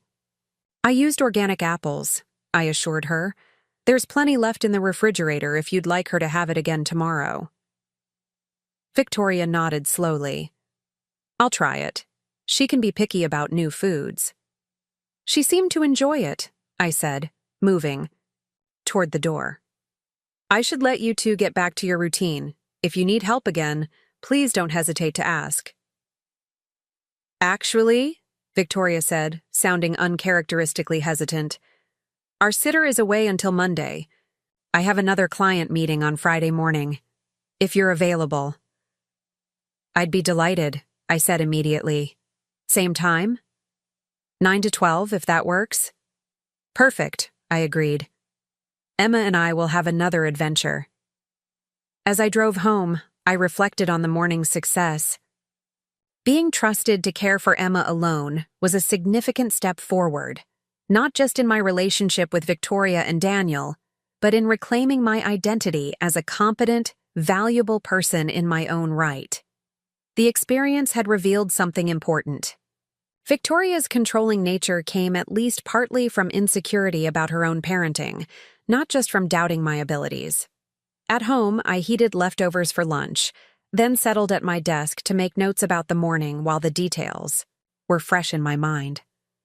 I wanted to remember which activities Emma had especially enjoyed, what had soothed her, what had engaged her curiosity. These observations would be useful not only for Friday's babysitting session, but also as I planned the children's storytime program at Turning Pages. My phone buzzed with a text from Daniel. "Mom, thank you again for today. Victoria mentioned, 'You're coming back Friday. I know this was last minute, but it means a lot to us.'" I smiled, typing back, "My pleasure entirely. Emma is wonderful company."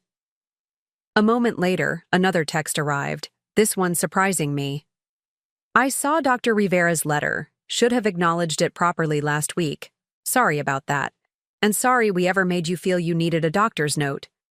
To be with your granddaughter." The apology, though brief, felt significant. An acknowledgement not just of the medical assessment, but of the hurt they had caused. I responded simply, "Thank you, Daniel. That means a lot."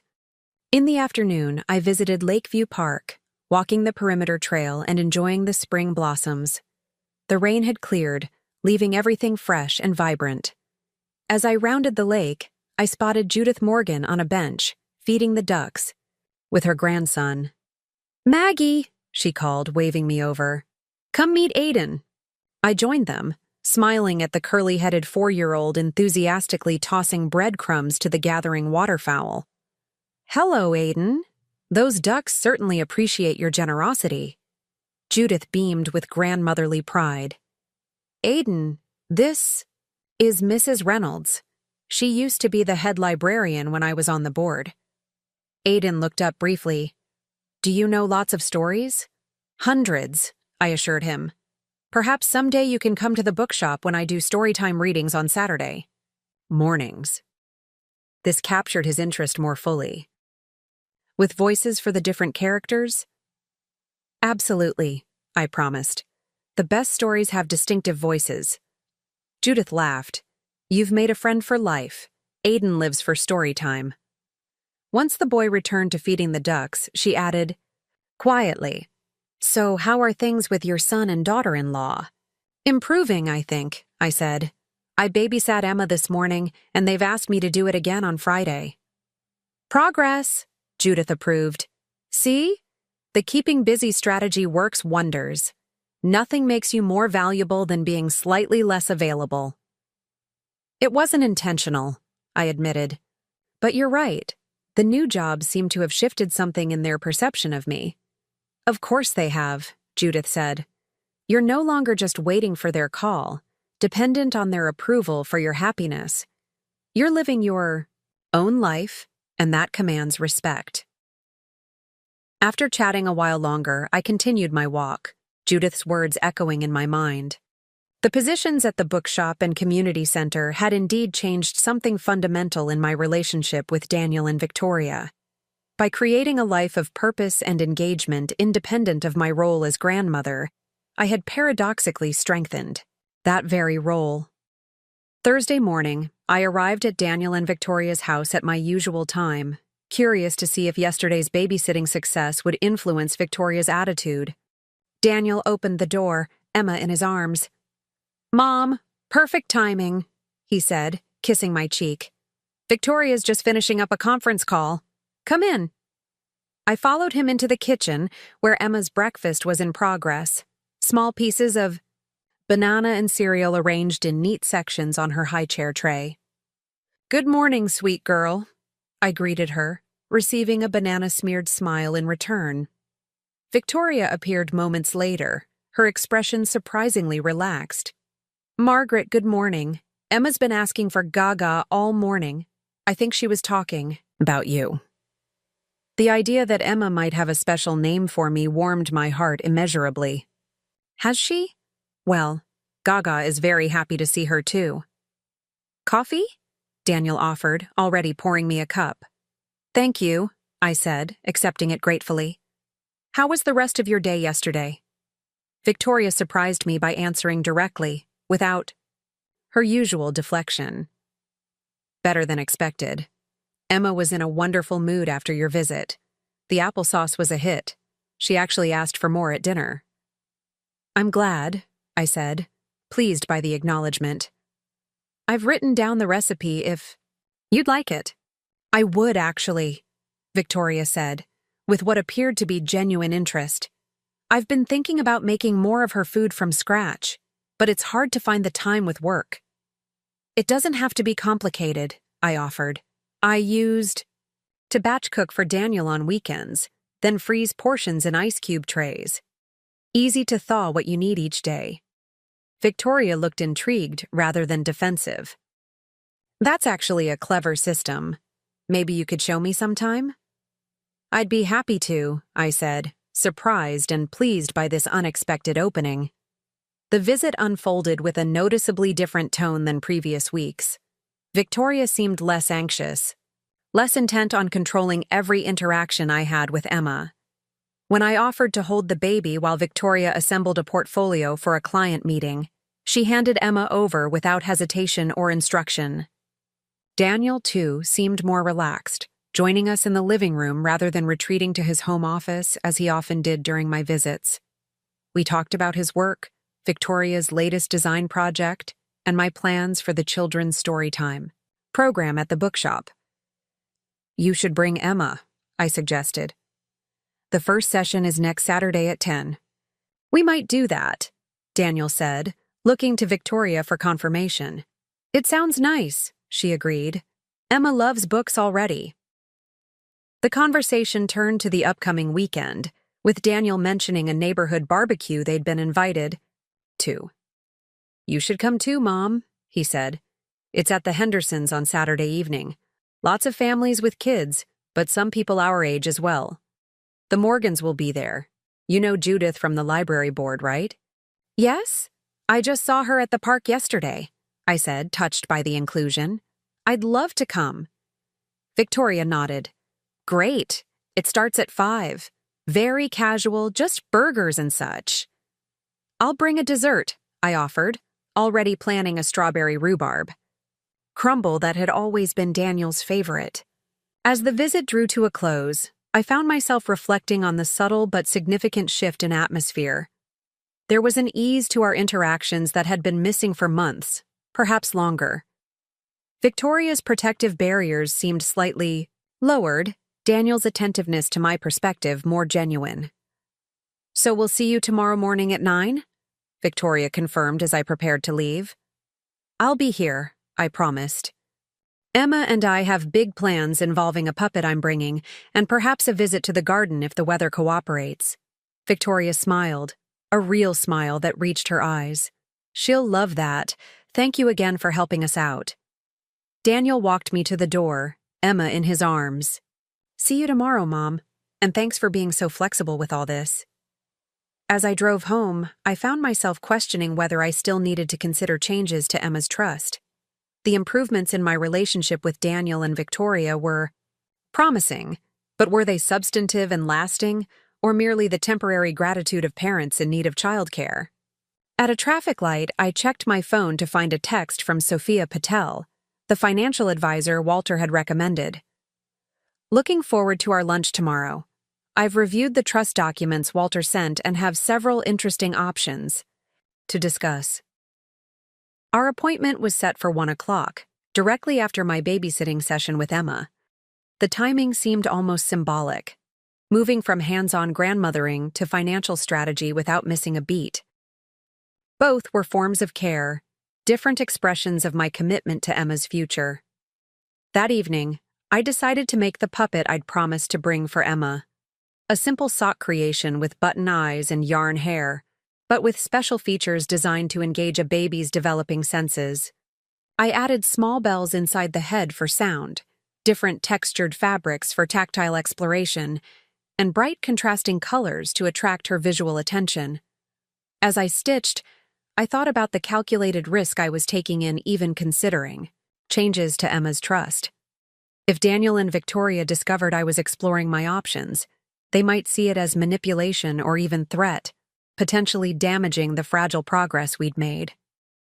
Yet maintaining the possibility of change gave me a sense of agency I hadn't felt in years, a reminder that I was not powerless in this relationship. The puppet took shape under my hands, a tangible symbol of the grandmother I wanted to be. Creative, engaged, attuned to Emma's needs and development. Whatever happened with the trust funds, this was the legacy that mattered most. The relationship, the memories, the love transmitted through small, thoughtful gestures. My phone rang as I was adding the finishing touches to the puppet. The screen showed Victoria calling, an unprecedented event that immediately sent a flutter of concern through me. "Hello?" I answered quickly. "Margaret, hi," Victoria said, her voice surprisingly warm. "I hope I'm not calling too late." "Not at all," I assured her. "Is everything all right?" "Everything's fine," she said.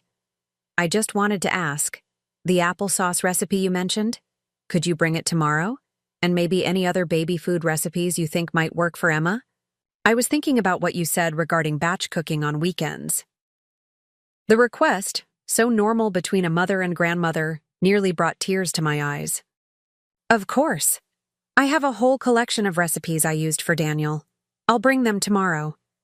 "Thank you," Victoria said. "And one more thing. Daniel mentioned you have photos from when he was a baby, with the stuffed rabbit I didn't know about?" "I do," I confirmed. "Albums full of them, actually. Would you consider bringing those sometime too? I'd really like to see what Emma's father was like at her age." "I'd love to," I said, my heart full. "Perhaps for our regular visit next week?" "Perfect," Victoria agreed. "Well, that's all I wanted to ask. See you tomorrow morning." After we hung up, I sat for a long while with the puppet in my lap, turning this new development over in my mind. Victoria had reached out voluntarily, expressing interest in my experience and knowledge, acknowledging my history with Daniel in a way she never had before. It wasn't a complete transformation. One phone call couldn't erase months of dismissive behavior. But it was a beginning, an opening, a small bridge extending across the chasm that had grown between us. I finished the puppet, setting it aside, for tomorrow's adventure with Emma. Then I went to my bookshelf, pulling down the album from Daniel's first year. The photos inside captured hundreds of moments.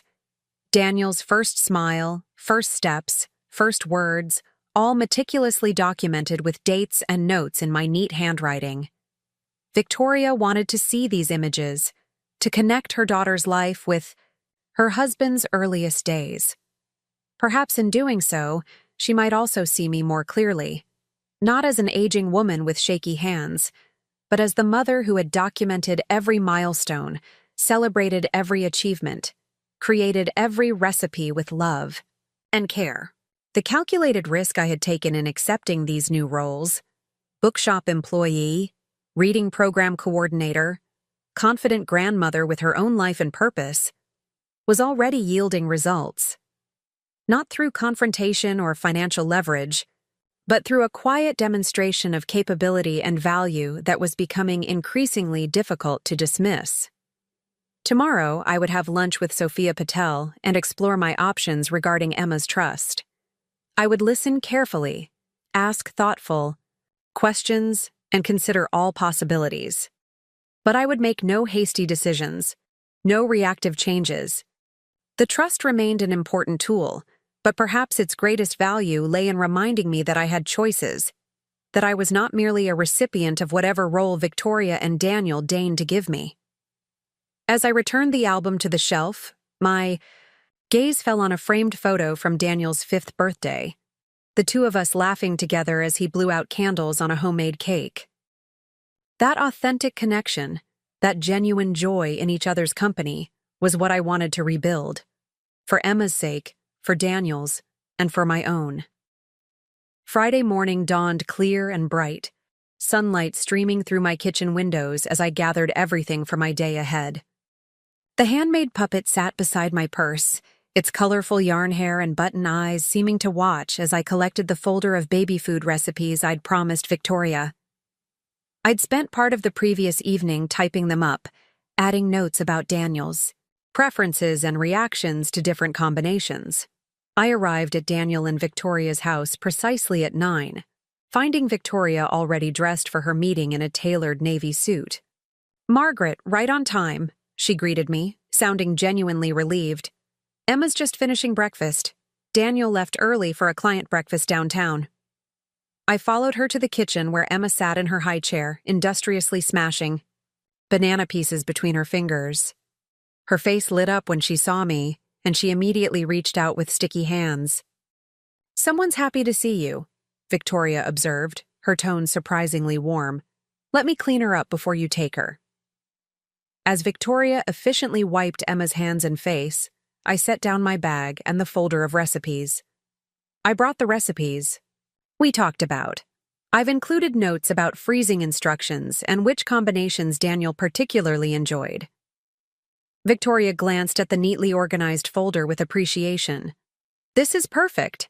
I'm planning to try some this weekend." She lifted Emma from the high chair and transferred her to my waiting arms. "Her morning routine is the same as Wednesday. I've set out books and toys in the living room, and there are extra clothes in the nursery top drawer of the changing table," I finished for her with a smile. "Don't worry, Victoria. We'll be fine." She nodded, picking up her briefcase. "Of course. I've added your cell number to my favorites in case anything comes up. I should be back by noon, but I'll text if I'm running late." "Take your time," I assured her. "Emma and I have plenty to keep us occupied." After Victoria left, Emma and I established our own rhythm for the morning. Rather than following Victoria's precise schedule, I let Emma's interests and energy guide our activities. We started with the puppet I'd brought, Emma shrieking with delight at the jingling sounds it made when shaken. The different textures fascinated her, and she spent nearly 20 minutes examining the puppet from every angle, occasionally offering it to me before taking it back. When she began to lose interest, I carried her to the large picture window to watch the birds at the feeder in the backyard. "Look, Emma," I said softly. "See the red cardinal? And the little chickadee?" Her wide eyes followed my pointing finger, her small body alert with curiosity. After a while, I brought her to the bookshelf, selecting a board book about animals. We settled on the floor, Emma in my lap, as I read the simple story, encouraging her to touch the different textured patches representing fur, feathers, and scales. Around 10:30, I noticed her rubbing her eyes, the signal that nap time was approaching. I carried her upstairs to the nursery, settling into the rocking chair. As I hummed a lullaby, Emma nestled against my chest, her eyelids growing heavy. Within minutes, she was asleep, her soft breath warm against my neck. I held her for nearly 30 minutes, savoring the weight of her in my arms, before carefully transferring her to the crib. There was something profoundly healing about these quiet moments, a reconnection to the essence of grandmothering that transcended the tensions with Daniel and Victoria. While Emma slept, I used the time to straighten up downstairs, then sat at the kitchen table reviewing the documents Sophia Patel had sent in preparation for our lunch meeting. The financial options were more complex than I'd initially understood, with various structures offering different combinations of security, flexibility, and control. I was still reading when my phone buzzed with a text from Victoria. "Meeting. Running long. We'll probably be closer to 12:30. Is that okay?" "Absolutely fine," I replied. "Emma's still napping. Take your time." I returned to the financial documents, making notes about questions to ask Sophia. The trust had grown significantly since I'd established it, thanks to some fortunate investments, and now represented a substantial portion of my net worth. Any changes would need careful consideration, not just for Emma's future, but for my own financial security as well. I was interrupted by sounds from the baby monitor. Emma was awake, chattering happily to herself in the crib. I went upstairs to find her sitting up, clutching the stuffed owl I'd given her earlier in the week. "Hello, sweet girl," I cooed, lifting her into my arms. "Did you have a good sleep?" After a diaper change and fresh clothes, we returned downstairs. Emma was energetic after her nap, crawling rapidly across the living room floor in pursuit of rolling toys. I sat nearby, encouraging her explorations while ensuring she didn't encounter anything dangerous. At one point, she pulled herself up to standing using the coffee table, swaying precariously for a moment before sitting down hard. Instead of crying, she immediately tried again, her determination evident in her furrowed brow. "You're going to be walking soon," I predicted, offering my fingers for her to grasp for balance. "Your daddy was just the same, determined to be mobile as quickly as possible." Emma managed 3 wobbly steps holding my fingers before plopping down again, a triumphant grin on her face. I praised her enthusiastically, delighting in her obvious pride. The front door opened at 12:20, Victoria appearing with an apologetic smile. "I'm so sorry to be late," she said, setting down her briefcase. The client had endless questions. "No need to apologize," I assured her. "Emma and I have been having a wonderful time. She just took a few steps holding my fingers." Victoria's eyes widened. "Really? She's been pulling up on furniture but hasn't tried walking yet with me or Daniel." "She's very determined," I said, watching as Emma crawled rapidly toward her mother. The physical therapist who visited the library used to say that babies often attempt new skills with people who are slightly less familiar, less pressure to perform, perhaps. Victoria scooped Emma up, kissing her cheek. "Did you have fun? With Grandma Maggie?" Emma babbled in response, reaching one hand back toward me while maintaining her grip on Victoria's necklace with the other. I began gathering my things, conscious of my upcoming appointment with Sophia. She had a good nap, about an hour and 15 minutes, and she's had water but probably needs lunch soon. Victoria nodded, then surprised me by asking, "Would you like to stay and have lunch with us?" I picked up sandwiches on the way home. The invitation was tempting, but I needed to keep my appointment with Sophia. "That's very kind, but I actually have a lunch meeting in town. A financial advisor. Boring retirement planning stuff." "Of course," Victoria said, sounding genuinely disappointed. "Another time, then." "I'd like that," I agreed, touched by the sincerity in her tone. "And don't forget, I'll be at the neighborhood barbecue tomorrow evening." "We're looking forward to it," Victoria said, following me to the door with Emma. "Thank you again for today, Margaret. You've been a lifesaver this week." I smiled, touching Emma's cheek gently. "The pleasure was all mine. See you tomorrow, sweet girl." As I drove to meet Sophia, I reflected on the subtle but significant changes in Victoria's attitude. The woman who had once questioned my ability to hold my granddaughter now trusted me with her care for hours at a time. The shift represented more than just practical necessity. There was a growing recognition in her eyes, an acknowledgement of my competence and value that hadn't been there before. Sophia Patel's office was located in a modern building downtown, her corner suite offering impressive views of the lake. At 45, she projected confidence and approachability in equal measure, her handshake firm as she greeted me. "Mrs. Reynolds, thank you for coming," she said, gesturing to a comfortable chair across from her desk. "Walter speaks very highly of you." "Please call me Maggie," I replied, settling into the chair. "Walter mentioned you specialize in family trusts and intergenerational wealth planning."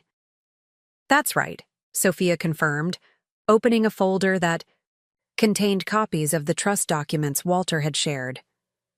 "I've reviewed the current structure of your granddaughter's trust. It's well designed for educational support and a solid financial foundation when she comes of age." I nodded. That was the intention. Emma's parents are doing well financially, but I wanted to ensure she had options for her education and early adult life.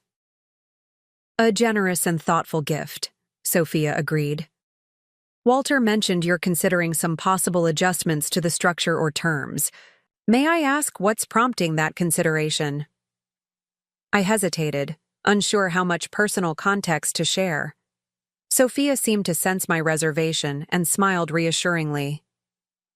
"In my experience," she said gently, "financial decisions regarding family trusts are rarely just about money. There's usually an underlying relationship dynamic at work. Her perception gave me permission to be more candid. My relationship with my son and daughter-in-law has been challenging lately. They've been somewhat dismissive of my role in Emma's life, questioning my capabilities because of my age. "I see," Sophia said, her expression understanding rather than judgmental. "And you're considering using the trust as leverage to ensure your continued involvement in your granddaughter's life?" Put so bluntly, it sounded manipulative, even petty. "That wasn't my initial thought," I admitted. "It was more about feeling powerless and wanting to reclaim some agency. But things have actually improved recently." "In what way?" I explained the developments of the past week, the babysitting opportunities, Victoria's increasing willingness to value my experience and knowledge, the subtle shift in how they treated me. "So I'm less inclined toward dramatic changes now, but I still want to understand my options." Sophia nodded thoughtfully. "It's always good to know what's possible, even if you choose not to act immediately. Based on what you've shared, let me outline some approaches that might align with your current thinking." For the next hour, we discussed various trust structures and conditions. Sophia was thorough and patient, explaining complex financial concepts in accessible terms and addressing each of my questions with respect and clarity. Unlike some financial advisors I'd encountered who seemed to view older women as financially naive, she treated me as a capable decision-maker with legitimate concerns and goals. By the end of our meeting, I had a much clearer understanding of my options, though I wasn't yet ready to commit to specific changes. "Take your time considering these approaches," Sophia advised as our lunch concluded. "Financial decisions with emotional components shouldn't be rushed. I'll send detailed information about each option for you to review at your convenience." I thanked her for her insights and understanding, leaving the meeting with both clarity and calm. The trust remained an important tool, but I now saw it less as a weapon in a power struggle and more as an opportunity to transmit values and create meaningful connections across generations.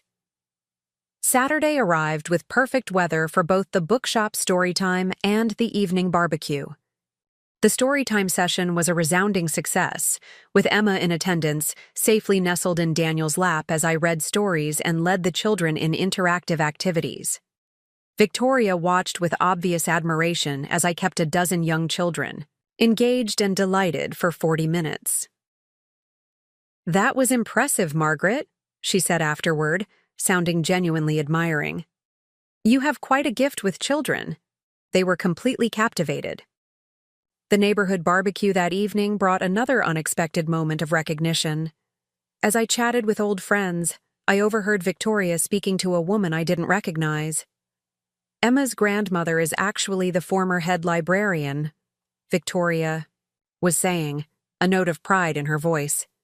"She's been an incredible resource for us, especially now that Emma's starting to show interest in books. We're lucky to have her expertise." The simple acknowledgement, offered to a stranger when Victoria had no reason to expect I would overhear, touched me profoundly. It wasn't said for my benefit or to smooth over tension. It was a genuine expression of appreciation for what I contributed to Emma's life. As the gathering wound down, Victoria surprised me with an invitation. "We've been thinking about starting a regular family dinner tradition, maybe Sunday evenings? Nothing elaborate, just a chance for Emma to have consistent time with both her parents and her grandmother." The suggestion caught me by surprise. A voluntary invitation to be part of their regular routine, not just an occasional visitor or emergency babysitter. "I'd like that very much," I said, careful to keep my voice steady despite the emotion welling up. "Good," Victoria said simply. "We'll start tomorrow if that works for you. Around 5? 5 is perfect," I agreed, my heart full. Sunday evening arrived, and I found myself preparing for the first of what would become our weekly family dinners. I chose to bring a homemade loaf of rosemary bread and a small gift for Emma, a picture book about a grandmother owl and her grandchild exploring The forest together. Victoria welcomed me warmly, immediately taking my coat and ushering me into their kitchen where Daniel was preparing a roast chicken. Emma, sitting in her high chair, squealed with delight when she saw me. "She's been watching the door for the past half hour," Victoria said with a smile. "I think she was expecting you." I went to Emma, kissing her soft cheek and presenting the book. "Look what Grandma brought you, sweet girl." As Daniel finished dinner preparations, Victoria surprised me by asking for help with the table settings. "I thought we might use the good china," she said, "since this is our first official family dinner." The simple inclusion, being asked to help rather than merely accommodated, spoke volumes about the shift in our relationship. As we worked side by side, Victoria mentioned casually, "You know, Emma's baptism is coming up next month. We were hoping you might read one of the scripture passages during the service." "I'd be honored," I said, touched by the request that acknowledged both my importance in Emma's life and my knowledge of religious literature. "And," Victoria added, a bit hesitantly, "I was wondering if you might have something special Emma could wear. Daniel mentioned you kept his christening gown." "I do," I confirmed, surprised and moved that she would want this connection to family history. "It's beautiful Belgian lace. My mother wore it, then me, then Daniel. I've kept it preserved all these years." "That would be perfect," Victoria said softly. 4 generations wearing the same gown. What a wonderful tradition to continue. As we gathered around the table, Emma now transferred to her high chair between Victoria and me. Daniel raised his glass in a toast. "To family dinners," he said, simply. "And to new traditions." We clinked glasses, the moment holding more significance than mere words could express. As we ate, the conversation flowed easily, touching on work, community events, and plans for Emma's future. For the first time in years, I felt fully present and valued in my son's home. Not as an obligation or occasional helper, but as an essential part of their family fabric. After dinner, as Victoria cleared the plates, I sat with Emma in the living room, reading her new book, her little body nestled trustingly against mine, her attention completely focused on the pictures and my voice. Daniel watched from the doorway, his expression soft with an emotion I couldn't quite name. "You know, Mom," he said quietly, "watching you with Emma these past few weeks has made me remember so many things from my own childhood. The way you always made time to read to me, no matter how busy you were. The special voices you used for different characters. The patience you had explaining complicated ideas until I understood." His words wrapped around my heart like a healing balm. "Those are some of my most precious memories," I told him. "Mine too," he admitted. "And I want Emma to have those same kinds of memories with you." Victoria joined us, settling on the sofa nearby. "I was thinking," she said tentatively, "that when Emma starts walking more steadily, perhaps you could take her to the children's programs at the library. Begin that tradition early?" "I'd love that," I said, deeply moved by this invitation. To share something so fundamental to my identity with my granddaughter. The evening continued with more conversation, more shared plans, more moments of connection. When it was time for me to leave, Victoria hugged me. A genuine embrace rather than the perfunctory air kisses of the past. "Same time next week?" she asked. "I wouldn't miss it," I promised. As Daniel walked me to my car, he hesitated, then said, "Mom, I'm sorry for how things have been. For not seeing how Victoria and I were making you feel. For not standing up for you when I should have." "Thank you," I said simply, accepting the apology for what it was. Imperfect, but sincere. "The trust fund for Emma," he added awkwardly. "Victoria and I have talked about it.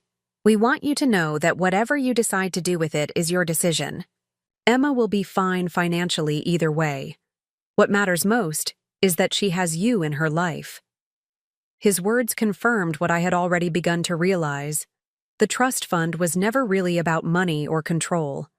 It was about recognition, respect, and a place at the table. The trust will always be there for Emma, I assured him. But I've been considering some adjustments that might better reflect my values and create opportunities for us to remain connected as she grows. Daniel nodded. Whatever you decide, we trust your judgment. Those 5 words, we trust your judgment, represented the most profound shift in our relationship, a recognition of my wisdom and capability that transcended any financial arrangement. 3 days later, I met with Walter and Sophia to finalize the changes to Emma's trust. We structured it as a combination of educational support, milestone-based distributions, and a small family foundation component that would involve both Emma and me in philanthropic decisions as she matured. This creates a beautiful legacy, Sophia observed as we reviewed the final documents. Not just financial security, but values and connection across generations. That's exactly what I wanted, I said, signing the papers with a steady hand. A bridge between past and future. As I left the office, my phone chimed with a text from Victoria. Emma took 3 steps on her own this morning, sending video. She keeps looking for you. Can you stop by after work today? We'd love to see. You? I smiled, watching the short clip of my granddaughter's wobbly first steps, her face alight with determination and joy. The trust documents in my bag represented security for Emma's financial future, but the message on my phone represented something far more valuable, my place in her life, freely given and genuinely wanted. In the end, I never needed to change the trust fund beneficiary as a power move. What had begun as a desperate attempt to assert control had evolved into something much more meaningful, a thoughtful legacy that reflected my values and created opportunities for lasting connection. The transformation in my relationship with Daniel and Victoria hadn't come from financial leverage or confrontation, but from a quieter, more powerful demonstration of my continued capability, wisdom, and worth. By building a life rich with purpose and engagement, I had changed how they saw me, and perhaps more importantly, how I saw myself. As I drove toward my son's house, anticipating Emma's delight when I appeared, I knew that the greatest inheritance I could leave my granddaughter wasn't money or property, but the example of a woman who refused to be diminished by age or circumstance, who at 65 had reinvented herself and reclaimed her rightful place in her family's life. Not through ultimatums or revenge, but through living fully and authentically, demonstrating rather than demanding the respect she deserved. That was a legacy worth more than any trust fund could ever provide. Up next, you've got 2 more standout stories right on your screen. If this one hit the mark, you won't want to pass these up. Just click and check them out.